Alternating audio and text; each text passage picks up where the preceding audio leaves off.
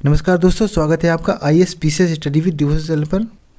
UPSC UPPSC mains की series में आज हम आपके लिए लेके आए हैं GS3 का एक topic, changes in industrial policy and their effects on industrial growth. इससे पहले हम इस टॉपिक को कॉम्प्रहेंसिव तरीके से एक्सप्लेन करें, हम आपके लिए लेके आए हैं एथिक्स का एक एग्जाम्पल, परसुएसन। जब हम किसी पर्सन के कॉग्निशन को, फीलिंग को, उसके बिहेवियर को, एटीट्यूड्स को किसी ऑब्जेक्ट के, इश्यू के, पर्सन के प्रति किसी मीन्स ऑफ कम्युनिकेशन के माध्यम से चेंज कर पाते हैं, that is called persuasion. Doctor Robert हैं, उनके जो 6 प्रिंसिपल्स ऑफ परसुएसन हैं वो एक तरह से ह्यूमन बिहेवियर के लिए एक यूनिवर्सल गाइड का काम करते हैं। इनके द्वारा बताए गए 6 प्रिंसिपल्स हैं reciprocity, scarcity, authority, consistency, liking and consensus. ये 6 ऐसे प्रिंसिपल्स हैं जो किसी भी ह्यूमन के लिए एक यूनिवर्सल गाइड की तरह काम करते हैं। अरिस्टोटल ने भी किसी के बिहेवियर को चेंज करने के लिए परसुएसन को एक टूल के रूप में अच्छी तरीके से यूज़ करने के लिए 3 मेन तरीके बताए हैं। लोगोज, जिसका मीन्स होता है लॉजिक, पथोज, जिसका मीन्स होता है emotions, and third is ethos, जिसका मीन्स होता है ट्रस्ट वर्थिनेस। लॉजिक, इमोशंस और ट्रस्ट वर्थिनेस, ये 3 ऐसे तरीके हैं जिनको यूज़ करके हम परसुएसन को अच्छी तरीके से इम्प्लीमेंट कर सकते हैं किसी के बिहेवियर को चेंज करने के लिए। अगर हम इसके एग्जाम्पल को देखें, जनवरी 2022 में जब बहुत से लोग कोविड से अफेक्ट हो रहे थे तो हमारे जो एस्पिरेंट हैं ना, उन्होंने यूपीपीएससी कमीशन को परसुएट कर लिया इस एग्ज़ाम को पोस्टपोन करने के लिए। That is the best example of persuasion. हमारे जो नेशनल सिक्योरिटी एडवाइज़र हैं अजीत डोवाल जी, वो जब कश्मीर में, नॉर्थ ईस्ट में IB के तहत काम कर रहे थे, उन्होंने कई सारे मिलिटेंट्स को परसुएट किया, जिसकी वजह से वो सरेंडर करने के लिए राजी हुए और टेररिज्म के खिलाफ फाइट करने में इंडियन फोर्सेस को भी असिस्ट किया। Give it up campaign so that maximum से मैक्सिमम लोग LPG सब्सिडी को गिव अप करें। जैसा कि हम देखते हैं गवर्नमेंट किस तरीके से ओपन डिफिकेशन फ्री स्टेटस को पाने के लिए वोमेन की डिग्निटी को स्वच्छ भारत मिशन से जोड़ती है। किस तरह से कोविड-19 के दौरान प्राइम मिनिस्टर ने जनता कर्फ्यू को लॉन्च किया सो दैट लोग अपने घरों में सुरक्षित रहें। अमिताभ बच्चन जी पोलियो कैंपेन के प्रति लोगों को परसुएट करते हैं बाय टेलिंग 2 बूंद जिंदगी की, और हमें लगता है कि ये परसुएसन किसी भी पर्सन की एक गोल्डन क्वालिटी है, जिसकी वजह से वो अपनी पर्सनल लाइफ में और प्रोफेशनल लाइफ में बैलेंस को बनाते हुए डिफरेंट मेंबर्स को और लोगों को परसुएट करके इन्फ्लुएंस कर सकते हैं। अब हम आज के अपने टॉपिक की तरफ आगे बढ़ते हैं, changes in industrial policy and their effects on industrial growth. Industry refers to economic activity that is concerned with the production of goods, extraction of minerals और provision of services। हमने इंडस्ट्री के क्षेत्र में एक टारगेट माना हुआ है, promote in plan manner the adoption of industry 4, कि हम इंडस्ट्री 4.0 की तरफ आगे बढ़ेंगे। एनुअली करीब $100 बिलियन का इनवर्ड FDI अट्रैक्ट करेंगे और वर्ल्ड की मार्केट में इंडिया की प्रेजेंस को असर्ट करते हुए आउटवर्ड FDI को सपोर्ट करेंगे। वर्ल्ड इंडस्ट्री 4.0, सबसे पहले 1784 के आसपास इंडस्ट्री 1.0 था, फिर 1870 के आसपास इंडस्ट्री 2.0, देन 1969 में इंडस्ट्री 3.0, और अगर हम आज की बात करें इंडस्ट्री 4.0। इंडस्ट्री 1.0 में सबसे इम्पोर्टेंट था स्टीम पावर, साथ में था weaving loom and mechanisation. Industry 2.0 में सबसे बड़ा इन्वेंशन था इलेक्ट्रिसिटी, जिसकी वजह से हम मास प्रोडक्शन की तरफ आगे बढ़ सके, और असेंबली लाइन।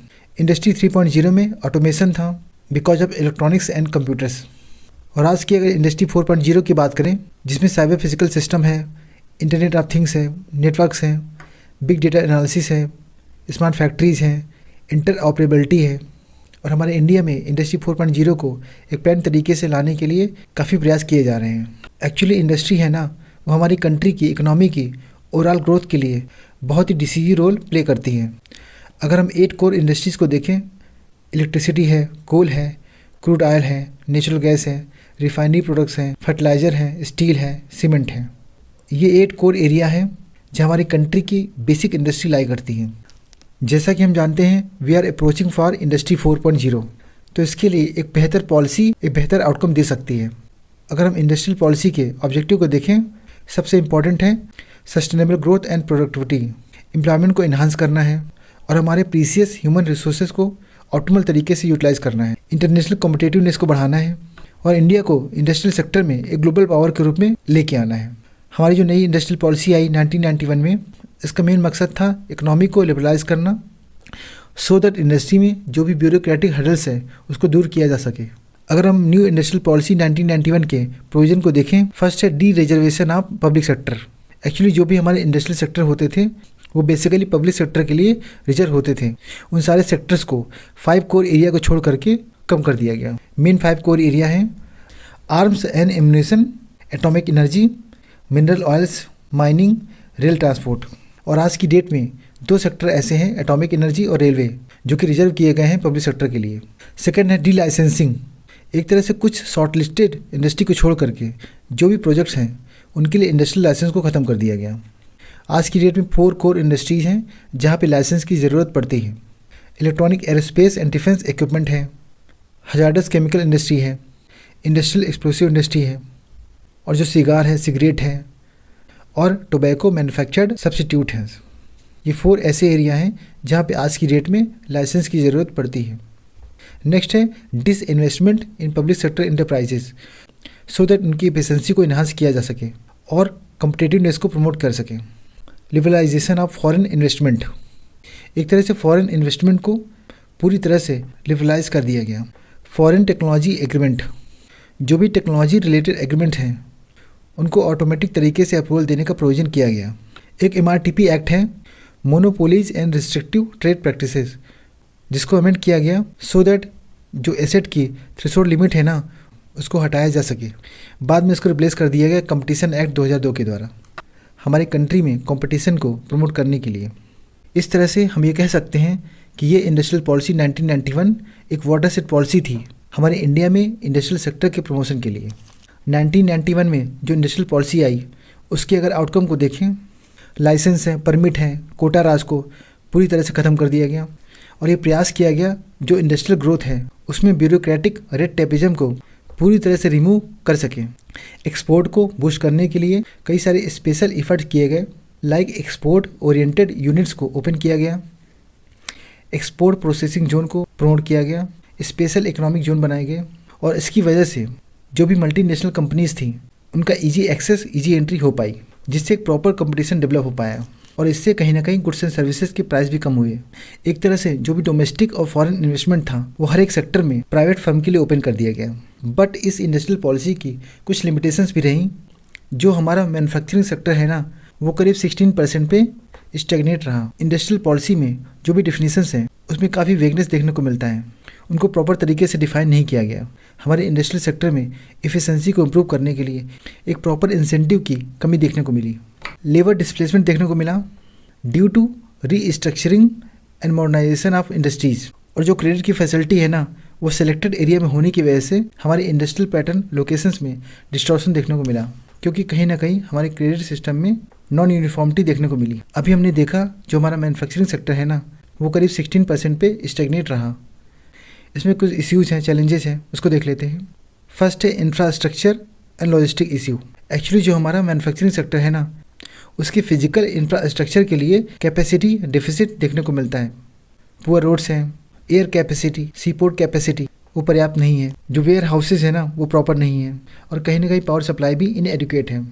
एक्चुअली हमारे इंडिया के लेबर लॉज है ना वो कहीं ना कहीं नेचर में रिस्ट्रिक्टिव देखने को मिलते हैं। वो हमारे वर्कर्स को proper income, proper social security provide नहीं कर पाते, और एक तरह से लेस लेबर इंटेंसिव सेक्टर्स में प्रमोशन देखने को मिलता है। मिसमैच ऑफ स्किल्स है, अनस्किल्ड लेबर फोर्स है, कहीं ना कहीं वोकेशनल ट्रेनिंग की कमी है, और एक इंडस्ट्री और एकेडमिया में एक गैप देखने को मिलता है, और यही गैप एकेडमिक नॉलेज होने के बावजूद उन्हें इंडस्ट्री के लिए अनेबल बना देता है। कॉम्प्लिकेटेड बिजनेस इन्वायरमेंट है, ब्यूरोक्रेटिक रेड टेपिज्म की वजह से हमारा जो कमर्शियल डिस्प्यूट रेजोल्यूशन मैकेनिज्म है ना वो नेचर में बहुत ही लिथार्जिक है। R&D में हमारा जो एक्सपेंडिचर है ना वो बहुत ही कम है, करीब GDP का 0.66%। जैसा कि हम जानते हैं आज हम टेक्नोलॉजी के नए से नए इन्वेंशन में जी रहे हैं, like 5G, internet of things, industry 4.0, but जो ये टेक्नोलॉजी का एडॉप्शन है ना वो पर्याप्त नहीं है। टैक्स एंड टैरिफ पॉलिसीज़, जो टैक्स सिस्टम है ना बहुत ही मल्टी लेयर्ड है। वैसे तो मैन्युफैक्चरिंग सेक्टर में बहुत सारे चैलेंजेस देखने को मिलते हैं, बट जो गवर्नमेंट के इनिशिएटिव है ना इन बैरियर को ओवरकम करने के लिए एक ग्रेट पोटेंशियल रखते हैं, और गवर्नमेंट को इन बैरियर्स को रिमूव करने के लिए प्रॉपर स्टेप्स उठाने की ज़रूरत है। हमारी जो इंडस्ट्रियल पॉलिसी है उसमें कुछ कंस्ट्रेंट हैं, चैलेंजेस हैं, इनके रेगुलेशन में अनसर्टेनिटी देखने को मिलती है। जो भी लेबर लॉज हैं वो रिस्ट्रिक्टिव नेचर के हैं, क्रेडिट कंस्ट्रेंट हैं, और जो यूनिट लेबर कॉस्ट है ना वो बहुत हाई है। वैसे तो गवर्नमेंट एक्सपोर्ट को प्रमोट करने के लिए काफ़ी स्टेप्स उठा रही है, पर फिर भी हमारी जो इंडस्ट्रियल ग्रोथ है ना उसमें कहीं ना कहीं एक्सपोर्ट ड्रिवन की कमी देखने को मिलती है। एक क्वालिटी इंफ्रास्ट्रक्चर की कमी है जिसकी वजह से लॉजिस्टिक कॉस्ट बढ़ जाती है और इंडियन गुड्स ग्लोबल मार्केट में कम्पीट नहीं कर पाते। नई टेक्नोलॉजी को अडॉप्ट करने में कई सारे नए चैलेंजेस भी सामने आते हैं, like data security, data reliability, stability in communication, और जो इन्वेस्टमेंट का सेलेक्टिव इन्फ्लो होने की वजह से इंडस्ट्रियल पैटर्न में डिस्टॉर्शन देखने को मिलता है। फिर भी हम इन सारी कंस्ट्रेंट के बावजूद हमारी इंडस्ट्रियल पॉलिसी में कई सारे इम्प्रूवमेंट को किया जा सकता है। डिमांड को जनरेट कर सकते हैं, इंडस्ट्रियल इंफ्रास्ट्रक्चर को इम्प्रूव कर सकते हैं, एमएसएमई को प्रमोट कर सकते हैं। मैन्युफैक्चरिंग सेक्टर में एफडीआई को इनकरेज करने की ज़रूरत है। जो भी लेबर इंटेंसिव सेक्टर्स हैं वहाँ पर mega parks, manufacturing clusters setup किए जा सकते हैं। हमारी इंडस्ट्रीज़ को इंडस्ट्री 4.0 की तरफ बढ़ने के लिए कदम बढ़ाने चाहिए, और हमारी कंट्री में रेगुलेशन को इम्प्रूव करने के लिए सारे स्टेट्स में एक सिंगल विंडो रेगुलेटरी सिस्टम को इंट्रोड्यूस किया जा सकता है। We can adopt green industrial policy, और टैक्स में बहुत सारे रिफॉर्म लाए जा सकते हैं थ्रू मल्टीलेटरल बाईलेटरल एग्रीमेंट के द्वारा। इन सारे स्टेप्स को फॉलो करके ग्रीन इंडस्ट्रियल पॉलिसी को प्रमोट करके हमारी कंट्री का जो टारगेट है इंडस्ट्रियल ग्रोथ के प्रति उसको गेन कर सकते हैं। इस वीडियो का पीडीएफ आप नीचे दिए गए टेलीग्राम चैनल से प्राप्त कर सकते हैं। अगर हमारा ये इनिशिएटिव आपको अच्छा लगे तो लाइक करें, सब्सक्राइब करें और ज़्यादा से ज़्यादा लोगों को इसे शेयर करें, सो दैट मैक्सिमम लोगों को इसका बेनिफिट मिल सके। तो मिलते हैं नेक्स्ट वीडियो में अपनी नोट्स के साथ में। जय हिंद, जय भारत। Thank you.